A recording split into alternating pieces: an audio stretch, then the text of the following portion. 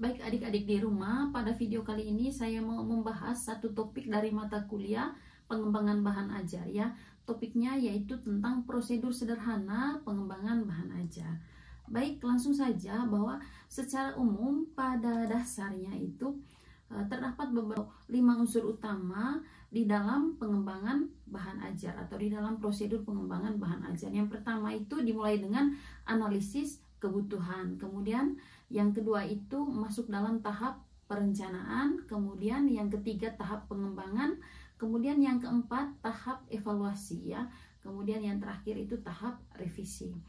Kita mulai dari tahap analisis.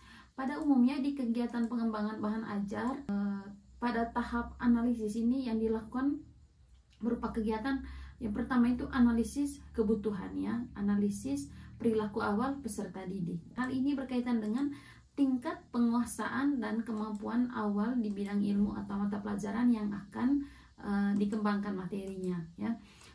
Seberapa jauh peserta didik telah memiliki pemahaman tentang isi bahan ajar. Kemudian di samping itu karakteristik peserta didik sangat penting dikenal lebih awal ya, baik berkaitan dengan demografi peserta didik, kemudian usianya, lalu bahasa populer yang digunakan setiap hari, kemudian latar belakang ekonomi keluarganya dan sebagainya. Itu menjadi bahan yang harus dianalisis oleh seorang guru sebelum mengembangkan bahan ajar. Nah, kenapa? Karena data atau informasi mengenai perilaku awal dan karakteristik awal peserta didik ini sangat bermanfaat saat menentukan jenis bahan ajar yang akan dikembangkan. Nah, selain itu informasi tersebut juga akan mengarahkan kita dalam memilih strategi penyampaian materi bahan ajar. Saya beri satu contoh konkret ya. Misalkan apabila peserta didik kita sebagian besarnya itu adalah anak milenial ya, kemudian tinggalnya di perkotaan, maka contoh-contoh yang diberikan dalam bahan ajar pun harus berkaitan dengan kondisi kehidupan mereka atau situasi kehidupan mereka, bahasa-bahasa yang mereka gunakan setiap hari ya.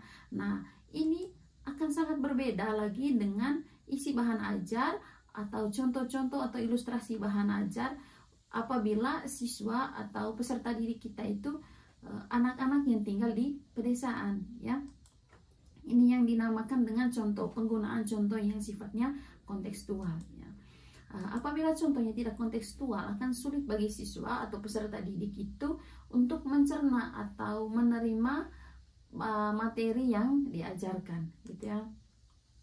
Nah, pengenalan yang baik terhadap perilaku awal dan karakteristik awal peserta didik ini sangat diperlukan untuk menentukan kebutuhan peserta didik ya. Kemudian selanjutnya merancang bahan ajar yang bermanfaat bagi peserta didik ya. Setelah kita memiliki data analisis, hasil analisis awal kebutuhan peserta didik tadi itu, kita masuk di tahap perencanaan atau perancangan.